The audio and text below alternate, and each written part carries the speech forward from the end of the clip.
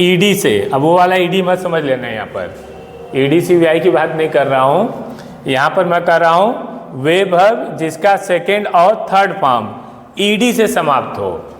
फिर कर रहा हूँ, इस चीज़ को आप लोग समझिएगा। ईडी क्या है? वो ईडी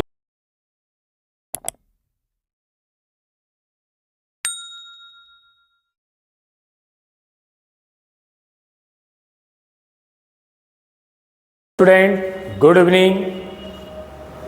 कल मैं आप लोगों को फिगर ऑफ स्पीच ऑलरेडी मैं आप लोगों को पढ़ा चुका हूँ और वह वीडियो सेंड कर दिया गया है।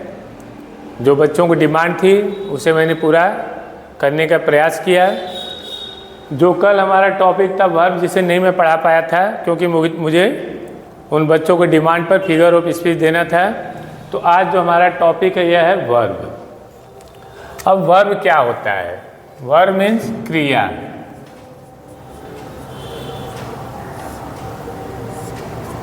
वर्ब को हिंदी में क्या बोलते हैं? क्रिया। जिस वाक्य से हमें यह पता चले कि वाक्य में किसी कार्य के होने या करने के बारे में जानकारी मिले, अर्थात वे शब्द जिससे हमें यह पता चले कि वाक्य में किसी के द्वारा कोई कार्य हो रहा है या वह कोई कार्य करने जा रहा है, इसी को ही हम लोग वर्ब कहते हैं। अब वर्ब डिस्क्राइब एन एक्शन और अ स्टेट। आज जो हमारा टॉपिक है वर्ब में, आज मैं आप लोगों को 8 टाइप्स ऑफ वर्ब देने जा रहा हूँ। वैसे तो वर्ब और भी है, लेकिन एक वीडियो में सारा वर्ब देना संभव नहीं होगा। तो आज जो मैं आप लोगों को पढ़ाऊँगा वर्ब में हेल्पिंग वर्ब है, एक्जुलरी वर्ब है, मॉडल है, जेरेंड है, इन्फिनेटिव है, ट्रांजिटिव वर्ब है, इंट्रांजिटिव वर्ब है और मेन वर्ब है।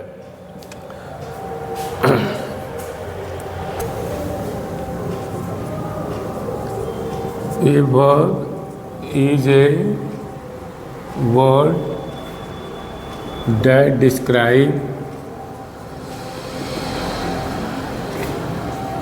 an action or a state।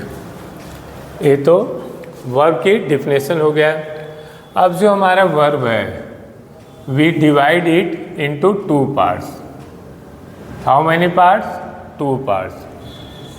First one is helping verb,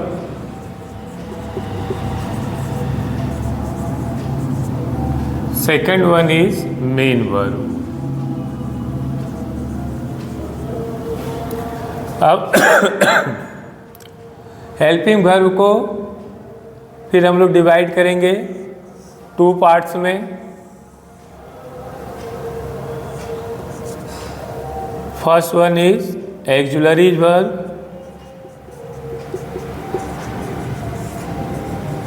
auxiliary verb. अब एक्जुलरी वर्ब में क्या क्या आता है आपका?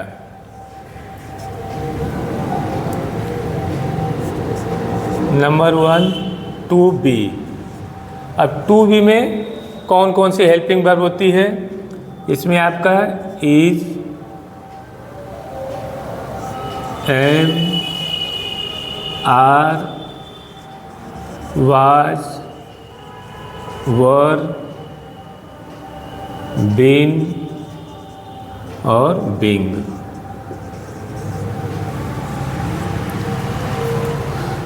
टू बी में जो हेल्पिंग वर्ब का हम लोग प्रयोग करेंगे is, am, are, was, were, been, being. दूसरा है टू हैव।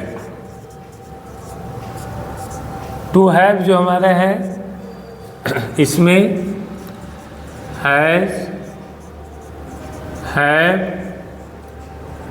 हैड और हैविंग का प्रयोग करते हैं। और तीसरा जो है टू डू। टू डू में हम लोग डू, डज और डिड का प्रयोग करेंगे। Verb, a verb is a word that describe an action और अ स्टेट।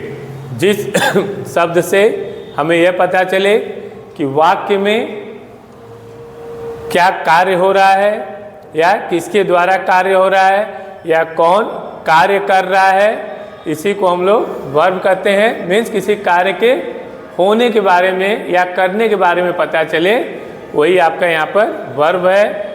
अब वर्ब को हम लोग 2 टाइप्स में डिवाइड किए हैं, एक है हेल्पिंग वर्ब और दूसरा है आपका मेन वर्ब है। फिर हेल्पिंग वर्ब को हम लोग 2 टाइप्स में डिवाइड किए हैं,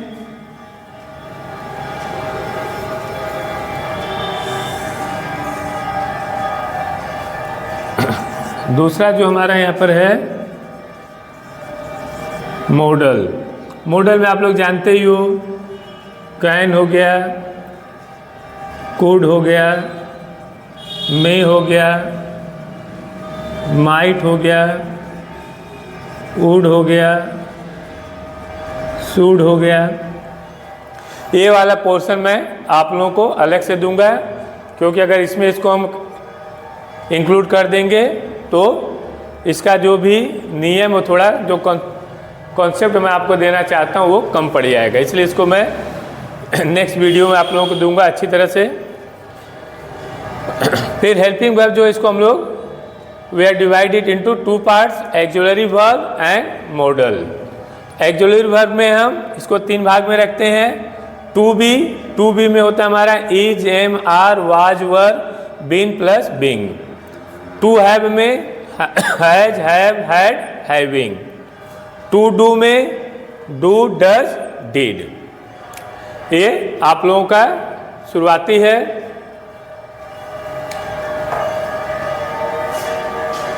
अब फर्स्ट है टू, या ऐसे लिखो, इसको समझने का प्रयास करते हैं।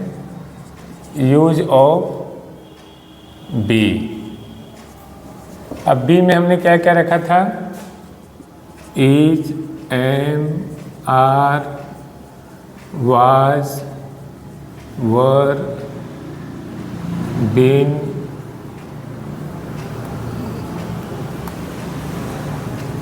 बिंग। अब एक एक एग्जाम्पल इससे बनाते हैं जिससे समझने में और हमें आसानी होगी। अब इज है, he is playing cricket. Is से आपका हो गया। एम है, I am going to school. Are है, दे आर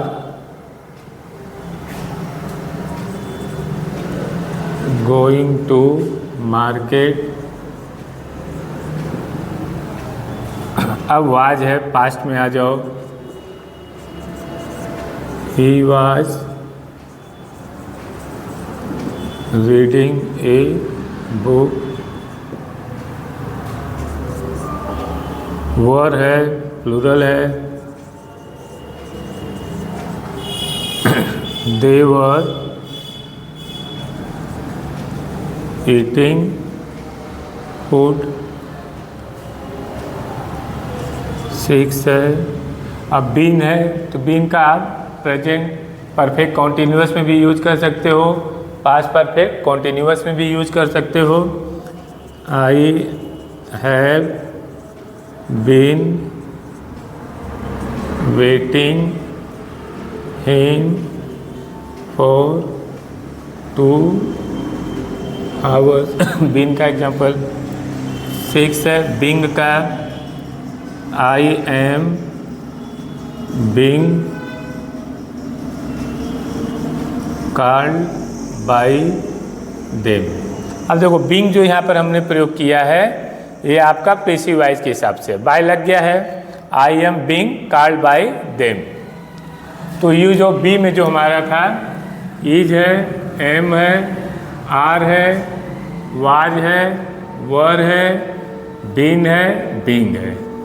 इन सभी से मैंने आप लोगों को एक एक एग्जाम्पल दे दिया हूँ, जिससे कि आप लोगों को समझने में और आसानी हो जाएगी।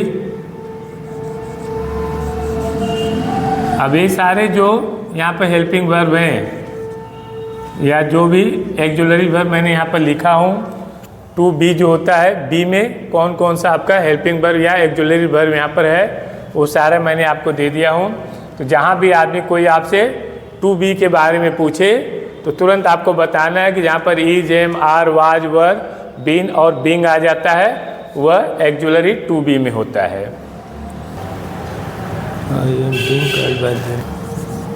सेकंड है यूज ऑफ हैव। अब हैव में क्या था हमारा? हैज, हैव, हैड और हैविंग। क्या है यूज ऑफ हैव में?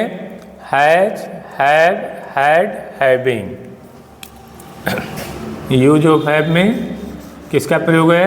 एक्जुलरी वर्ब कौन कौन से होते हैं? Has, have, had, having. अब let's see some example. I have, रुके, हैज से पहले शुरू करते हैं, सीरियल वाइज चलते हैं। हैज से पहले she has cooked food. I have done my work.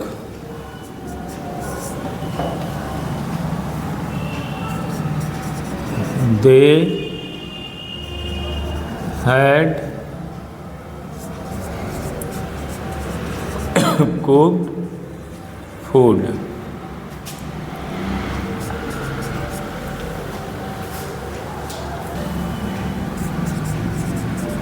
Having taken food, I went school। तो अब इसमें यूज ऑफ हैव में कौन कौन सा एक्जुलरी वर्ब आपका है? हैज है, हैव है, हैड है, हैविंग है। तो सी हैज कुक्ड फूड, यहाँ पर सिंगुलर में आपने हैज का प्रयोग कर दिया, सी सिंगुलर है। आई है प्लूरल है, यहाँ पर आपने हैव का प्रयोग कर दिया। हैज और हैव का पास क्या हो जाता है? हैड हो जाता है, हैड भी आपका आ गया है। और यहाँ पर हैविंग है, ये आपका जब आप लोग नॉन फाइनाइट वर्ब में पढ़ोगे तो उसमें पास्ट पार्टिसिपल में हैविंग का हम लोग प्रयोग करते हैं। तो ये यूज ऑफ हैव में अगर कोई पूछे तो आप लोग इतना ध्यान रखिएगा, यूज ऑफ हैज जो होता है, जो एक्जुलरी वर्ब जिसमें आती है, वह हैज, हैव, हैड और हैविंग का प्रयोग होता है।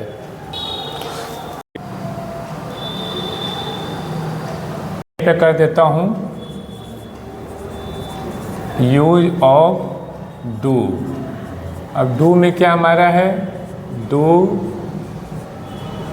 Does, did. Use of do में क्या है? Do, does, did. एग्जाम्पल ले लो, I do my work. She does not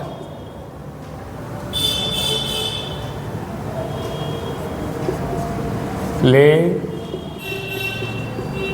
cricket. They did not go there। अब क्या है? डू है, डू हमारा प्लूरल होता है, आई यहाँ पर प्लूरल है तो आई के साथ हमने डू लगा दिया है। तो यूज ऑफ डू में क्या क्या हमारा आता है? डज हो गया, डू हो गया, डज हो गया, डिड हो गया।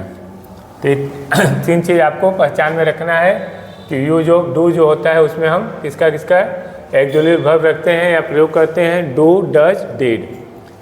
सी सिंगुलर है तो यहाँ पर डज का प्रयोग कर दिया, और डू और डज का पास क्या हो जाता है, डिड आ जाता है।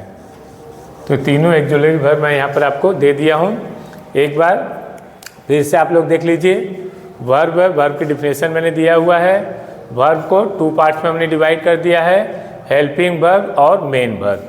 हेल्पिंग वर्ब को फिर हम 2 भाग में डिवाइड कर दिए हैं, एक्सुलेटरी वर्ब और मॉडल्स। एक्सुलेटरी वर्ब में क्या क्या है, टू बी में क्या है आपका, इज है, एम है, आर है, वाज है, वर है, बीन है, बीइंग है। ये टू बी में है। टू हैव में हैज है, हैव है, हैड है और हैविंग का प्रयोग होता है। फिर टू डू में डू हो गया है, डज है और डीड है। और इन तीनों का एक्सुलेटरी वर्ब जो 3 मैंने यहाँ पर दिया हुआ है, इन तीनों का मैंने यहाँ पर यूज के हिसाब से आपको कुछ एग्जाम्पल दिया है, जिससे कि आपको यह समझने में और आसानी हो। यूज ऑफ बी का मैंने यहाँ पर दे दिया है, फिर यूज ऑफ हैव यहाँ पर है, इसको भी मैंने आपको यहाँ पर यूज ऑफ बी में हो गया है। सेकंड यूज ऑफ हैव का दे दिया हूँ, और तीसरा यूज ऑफ डू एग्जाम्पल से मैंने दिया ताकि इसको समझने में आपके लिए और आसानी रहे। नेक्स्ट है हेल्पिंग वर्ब। हेल्पिंग वर्ब, अब हेल्पिंग वर्ब को हम लोग क्या बोलते हैं, सहायक क्रिया। सहायक क्रिया।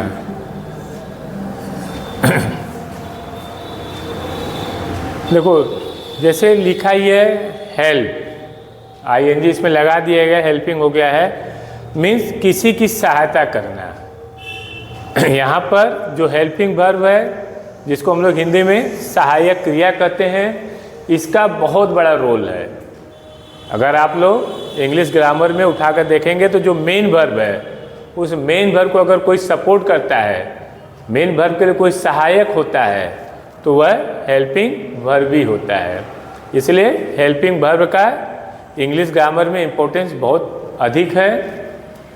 और अगर जिस बच्चों को हेल्पिंग वर्ब समझ में आ गया, तो इससे कौन सा टेंस है उसको भी आपको समझने में आसानी होगी।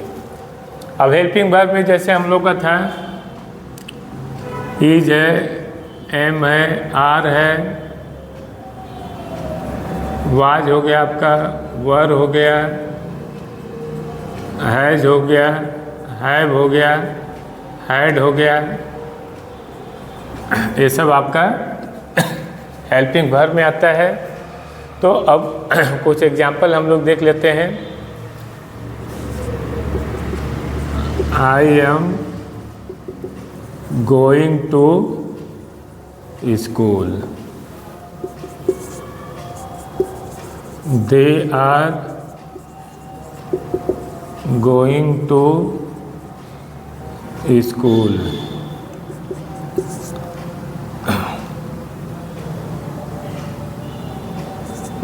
she is going to school. एक ही वाक्य द्वारा मैं समझा रहा हूँ, जिसे समझाने में आपको आसानी हो जाएगा। He was going to school, they were going to school,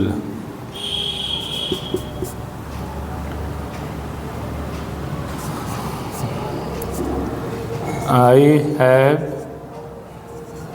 done my work,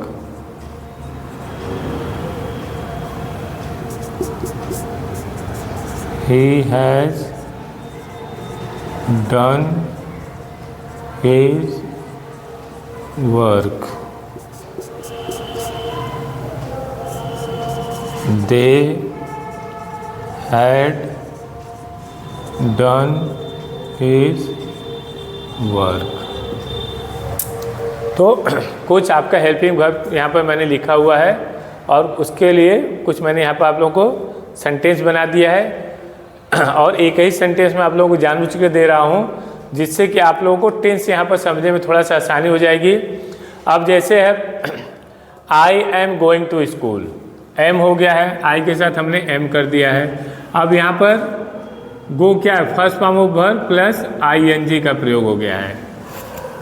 तो first form verb plus ING जहाँ पर हो जाता है तो उसको हम लोग क्या बोलते हैं, प्रेजेंट कॉन्टिन्यूअस। तो आई है, आई के साथ क्या मारा है, एम लगा हुआ है, तो ये आपका क्या हो जाएगा, प्रेजेंट कॉन्टिन्यूअस। अब दे है तो दे के साथ हमने क्या किया है, प्लूरल कर दिया है, आर लगा दिया है क्योंकि जो सब्जेक्ट है प्लूरल है। अब यहाँ पर भी गोइंग हो गया है। तो अब देखिए कैसे यहाँ पर सब्जेक्ट के हिसाब से आपका हेल्पिंग वर्ब बदल रहा है और टेंस भी बदलेगा, मेन वर्ब भी आपकी बदलेगी आगे। They are going to school. अब सी है, सी इज। अब यहाँ पर देखो दे था प्लूरल था तो आर हो गया, यहाँ सी है सिंगुलर है तो इज हो गया है। तो यानी जो हमारा सब्जेक्ट अगर सिंगुलर होगा तो वहाँ हम इज का प्रयोग किए हैं, अगर प्लूरल हो गया तो वहाँ पर आर का प्रयोग किए हैं। He was going to school, he है सिंगुलर है तो वाज का प्रयोग कर दिए। अब दे है प्लूरल आ गया है तो वर का प्रयोग कर दिए हैं। आई क्या है, प्लूरल है, हैव का प्रयोग कर दिए हैं। ही क्या है, सिंगुलर है, हैज़ का प्रयोग कर दिए हैं। दे, हैज़ और हैव का पास क्या हो गया है, दे हो गया, एक ही हेल्पिंग वर्ब होती है, पास परफेक्ट की हैड लग गया है। आप देखिए समझिए इसमें ये आपका हेल्पिंग वर्ब है। अब I am going to school या they are going to school. अब वे स्कूल जा रहे हैं, तो जा रहे हैं मीन्स क्या हो गया, प्रेजेंट कॉन्टिन्यूअस हो गया। अब ये क्या हो गया, they were going to school, वे स्कूल जा रहे थे। तो ये जो आपका हेल्पिंग वर्ब है, ये हेल्पिंग वर्ब से ही आपको पता चल रहा है कि ये कौन सा टेंस है। इसलिए मैं कह रहा हूँ कि जिसको हेल्पिंग वर्ब समझ में आ जाएगा उसको ये समझने में आसानी हो जाएगा कि यह कौन सा टेंस है। फिर यहाँ पर है आई हैव डन माई वर्क। अब हैव आ गया है, मैं अपना काम कर चुका हूँ। चुका हूँ किस में आ जाता है, प्रेजेंट परफेक्ट में। तो यानी प्रेजेंट परफेक्ट में हैज़ और हैव और हैज़ का प्रयोग होता है। आई प्लूरल इसलिए हैव का आपने प्रयोग किया है, ही सिंगुलर इसलिए हैज़ का प्रयोग किया है। They had done his work, वे अपना काम कर चुके थे। अब यहाँ पर क्या हैज़ हैव में वे अपना काम कर चुके हैं और यहाँ इसलिए ये प्रेजेंट परफेक्ट है। और यहाँ क्या कह रहा है, they had done his work, sorry they had done their work, क्योंकि दे प्लूरल है ना तो पोजेसिव केस देयर हो जाएगा। दे हैड डन देयर वर्क। तो अब क्या है, हैज और हैव का पास क्या हो जाता है, हैड हो जाता है। तो आप लोग देखिए सब्जेक्ट के हिसाब से भी आपका हेल्पिंग वर्ब बदला है और हेल्पिंग वर्ब की वजह से आपके टेंस के जो मेन वर्ब जो यहाँ पर लगा हुआ है, ठीक है, वहाँ सब्जेक्ट के हिसाब से यहाँ पर भी आपका परिवर्तन हुआ है और प्रेजेंट से पास्ट में हुआ है, पास्ट से पास्ट परफेक्ट में हुआ है, पास्ट परफेक्ट से सॉरी प्रेजेंट परफेक्ट से पास्ट परफेक्ट हुआ है। तो ये सब हेल्पिंग वर्ब, इसीलिए इसको सहायक क्रिया कहते हैं। और जो हेल्पिंग वर्ब है ये मेन रूप से अब आपका क्या है, यहाँ पर गोइंग आ गया है, यहाँ भी गोइंग, जितना गोइंग ये सब है ये आपका क्या है, ये डन हो गया है, ये आपका मेन वर्ब है, ठीक है ना। गोइंग हो गया, डन हो गया। तो जहाँ पर भी हेल्पिंग वर्ब के बाद जो वर्ब आपकी लगती है वही आपका मेन वर्ब होता है। यानी जो हेल्पिंग वर्ब है यह मेन वर्ब की सहायता करती है।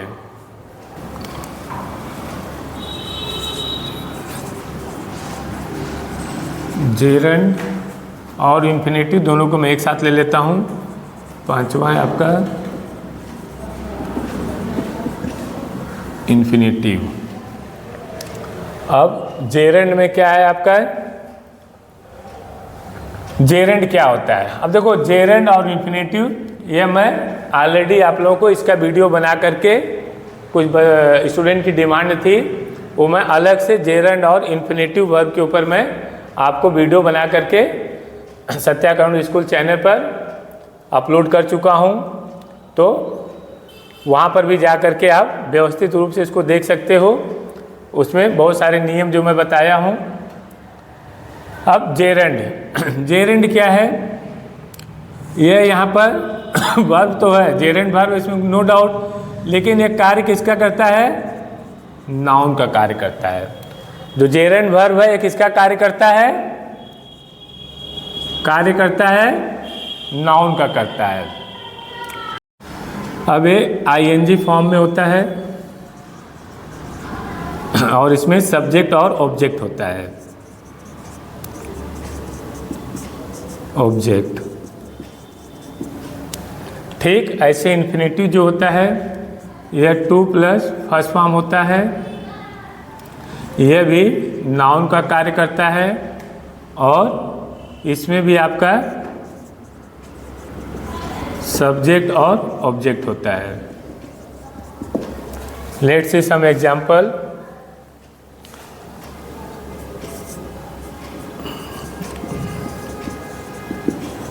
Running is good for health.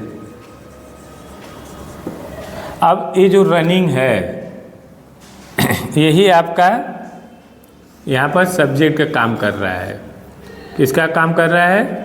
Subject का काम कर रहा है। रनिंग जो है यहाँ पर सब्जेक्ट का काम कर रहा है और ये आपका जेरेंड है, क्योंकि जेरेंड में क्या है? आईएनजी फॉर्म में है, तो यह किसका काम कर रहा है? सब्जेक्ट काम कर रहा है। Running is good for health, कह रहा दौड़ना सबसे अच्छा सेहत के लिए होता है।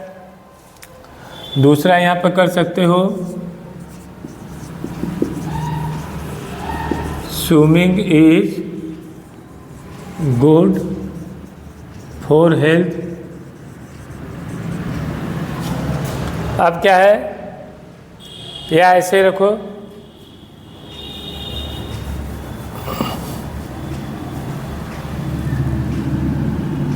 Is a good exercise.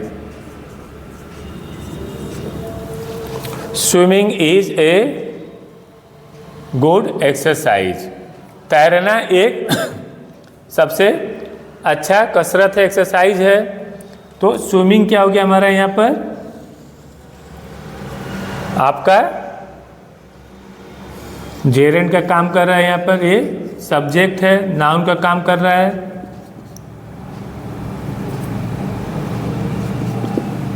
तो यहाँ पर आ गया तो सब्जेक्ट हो गया है। अब जैसे इसको ऑब्जेक्ट का भी जैसे हमने कहा था, अब ऑब्जेक्ट में ले जाना है, आई लाइक स्विमिंग।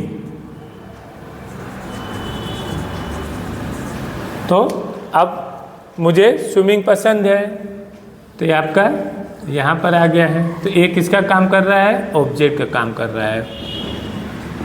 आगे आ जाएगा तो ये सब्जेक्ट का काम करेगा और वाक्य के पीछे हो जाएगा, अंत में हो जाएगा तो ये ऑब्जेक्ट का काम करेगा। ये तो हो गया जेरेंड। और इन्फिनेटिव में क्या कह रहे हैं? 2 plus first form of verb. इसी से ही आप इसी को जेरेंड में आईएनजी लगा दोगे तो आपका जेरेंड हो गया, और इसी में अगर 2 लगा दोगे तो ये इन्फिनेटिव हो गया। इसी से आप बना लो। क्या है? पहला रनिंग है, to run is good for health. क्या यहाँ पे दिया है? 2 plus first form of verb. 2 run हो गया आपका first form of verb. 2 run is good for health. 2 swim is good exercise. तो जहाँ पर 2 प्लस फर्स्ट फॉर्म वर्ब लगाते हैं वो आपका इन्फिनेटिव हो जाता है, और जहाँ पर आईएनजी फॉर्म आ जाता है वो आपका जेरेंड का कार्य करता है।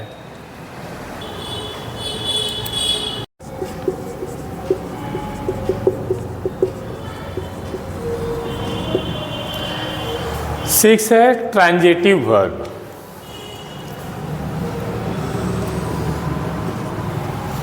अब ट्रांजिटिव वर्ब क्या होता है? वे क्रियाएं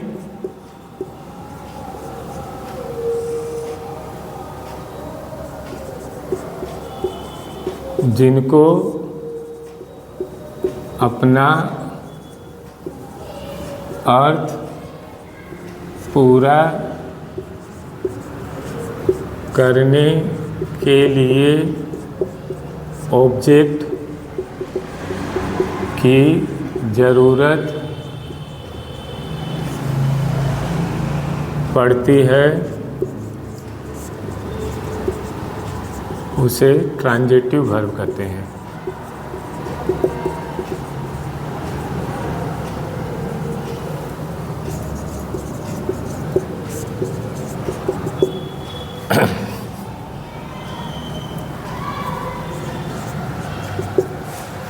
ट्रांजिटिव वर्ब क्या है? वे क्रियाएं जिनको अपना अर्थ पूरा करने के लिए ऑब्जेक्ट की जरूरत पड़ती है, उसे ट्रांजिटिव वर्ब कहते हैं। एग्जाम्पल देखते हैं, क्लियर हो जाएगा आपको। I am reading a book. अब क्या है? आई सब्जेक्ट हो गया, यहाँ पर आई क्या हमारा यहाँ पर है? सब्जेक्ट हो गया है। तो आई का जो कार्य हो रहा है, जो आई एम रीडिंग, जो मैं अपना काम कर रहा हूँ, क्या हो रहा है? वो बुक के ऊपर जा रहा है। तो बुक हमारा क्या है? ऑब्जेक्ट हो जाएगा। क्या हो जाएगा? बुक ऑब्जेक्ट हो जाएगा। I am reading a book, तो जो लास्ट में आ जाता है यही आपका ऑब्जेक्ट हो जाता है। एक एग्जांपल और देख लो। They are playing cricket. तो दे यहाँ पर क्या हो गया? हमारा सब्जेक्ट हो गया है। अब क्या है? वे क्रियाएं जिनको अपना अर्थ पूरा करने के लिए ऑब्जेक्ट की जरूरत होती है, ठीक है ना? तो they are playing, are helping verb है, प्लेइंग मेन वर्ब है। तो इसको अपना अर्थ निकालने के लिए, अर्थ का कोई मीनिंग हो, इसके लिए इनको क्या होता है? ऑब्जेक्ट की जरूरत पड़ती है। तो यहाँ पर क्रिकेट हमारा क्या हो गया है? ऑब्जेक्ट हो गया है। 7 क्या है? Intransitive verb.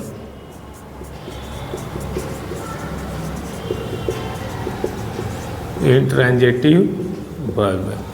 अब क्या है? वे क्रियाएं,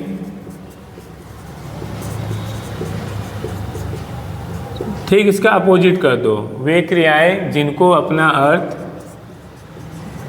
जिनको अपना अर्थ पूरा करने के लिए, पूरा करने के लिए किसी ऑब्जेक्ट की, किसी ऑब्जेक्ट की जरूरत नहीं पड़ती है,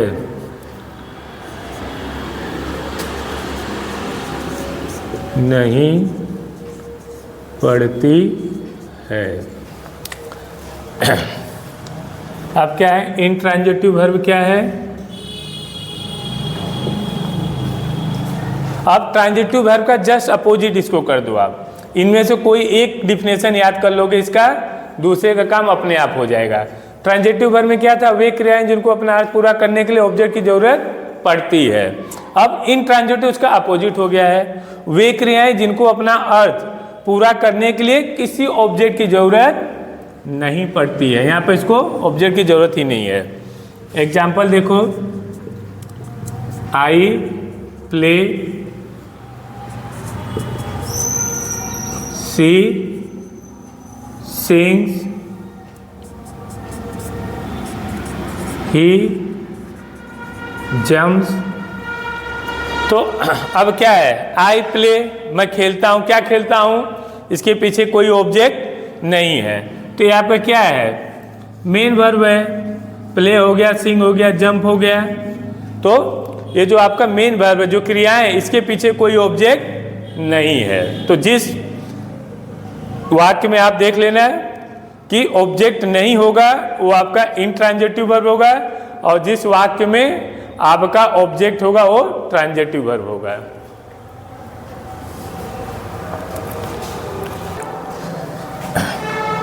सेवन है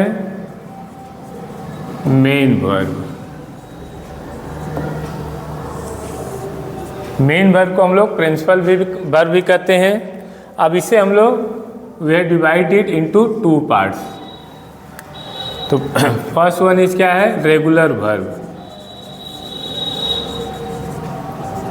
इसको क्या कहोगे आप, रेगुलर वर्ब। अब रेगुलर वर्ब क्या होती है, वे वर्ब जिसका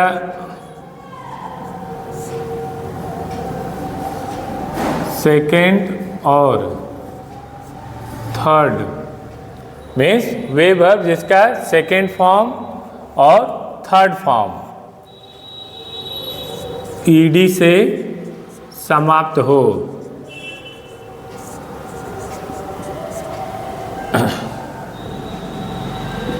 वह रेगुलर वर्ब कहलाती है।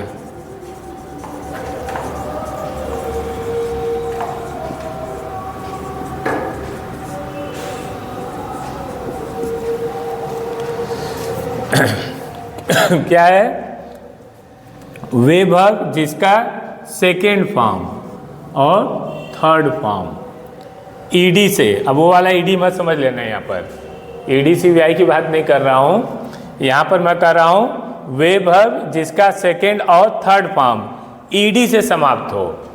फिर कह रहा हूँ, इस चीज़ को आप लोग समझिएगा, ईडी क्या है, वो ईडी वाले में मत चले जाइएगा। ईडी से समाप्त हो वह रेगुलर वर्ब कहलाती है। जैसे आप देखिए जंप, जंप हमारा क्या है, फर्स्ट फॉर्म ऑफ वर्ब है। रुकिए इसको चिन्हित करें इससे। जंप क्या है, फर्स्ट फॉर्म ऑफ वर्ब है। ये हो गया आपका जंप, ये सेकेंड फॉर्म हो गया, और जंप्ड ये थर्ड फॉर्म हो गया। ठीक, यानी यहाँ पर क्या, वे वर्ब जिसका सेकेंड और थर्ड फॉर्म, सेकेंड और थर्ड फॉर्म मैंने आपको दे दिया, तो किससे समाप्त हो रहे हैं, ईडी से समाप्त हो रहे हैं। लास्ट में क्या लग रहा है, ईडी लग रहा है।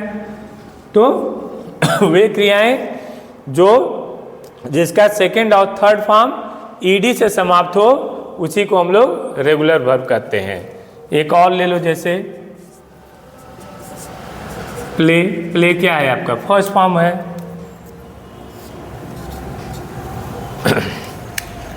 अब प्लेड आपका क्या हो गया, सेकेंड फॉर्म हो गया। फिर प्लेड आपका थर्ड फॉर्म हो गया। तो सेकेंड और थर्ड फॉर्म किससे समाप्त हो रहा है आपका, ईडी से हो रहा है।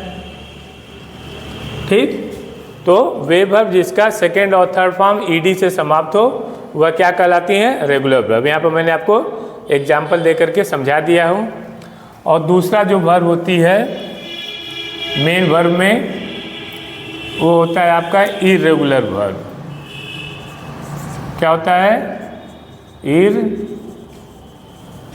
Irregular verb.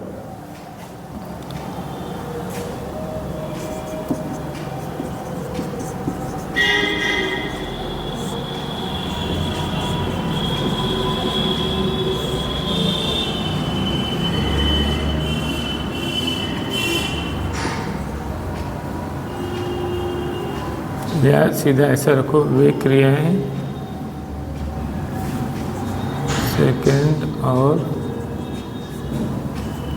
थर्ड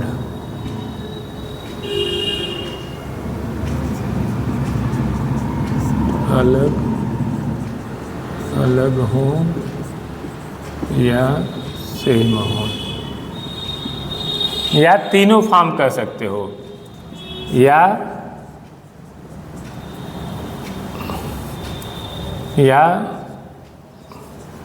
वर्ब की तीनों फॉर्म अलग अलग हो, अलग हो या समान हो।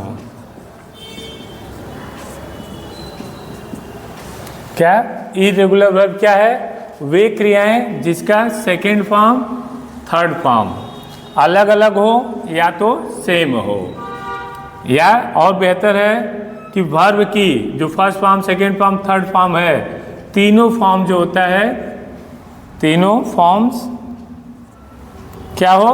अलग अलग हो। सिंपल सी बात है, तीनों फॉर्म्स को याद रखो। वर्ब की तीनों फॉर्म्स जहाँ पर अलग अलग हो या समान हो, सेम हो, तो उसे हम इरेगुलर वर्ब कहते हैं। एग्जाम्पल देखते हैं। गो, वेंट, गन। अब गो क्या है? फर्स्ट फॉर्म ऑफ वर्ब है। वेंट क्या है? सेकेंड फॉर्म ऑफ वर्ब है। गन क्या है? थर्ड फॉर्म ऑफ वर्ब है।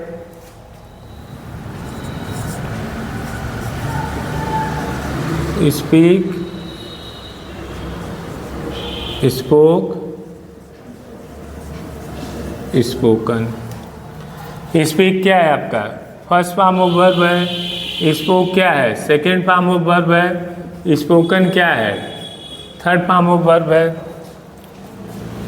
तीसरा है आपका cut, cut, cut. Put, put, put. ठीक, या तो तीनों फॉर्म आपका अलग अलग हो या तो तीनों फॉर्म आपका एक जैसा हो। जैसे कट, यहाँ भी कट है, यहाँ भी कट है, सेम है। पुट, यहाँ भी पुट है, यहाँ भी पुट है। आज आप लोगों को मैंने वर्ब जो था मेन 8 टाइप्स ऑफ वर्ब को मैंने छांट करके, जो मेन वर्ब है जो बच्चों को 1 क्लास से लेकर के 12 क्लास तक आता है, या जो लोग अपना कॉम्पिटिटिव एग्जाम की तैयारी करते हैं उनके लिए भी यह वर्ब काफ़ी हेल्पफुल है। वीडियो को आप लोग ज़रूर देखिएगा और शुरू से अंत तक इसको देखने का प्रयास करिएगा, जिससे कि आपको हर चीज़ बहुत आसानी से समझ में आ सके। और यह वीडियो कैसा लगा प्लीज़ अपना कमेंट ज़रूर करिएगा। Thank you.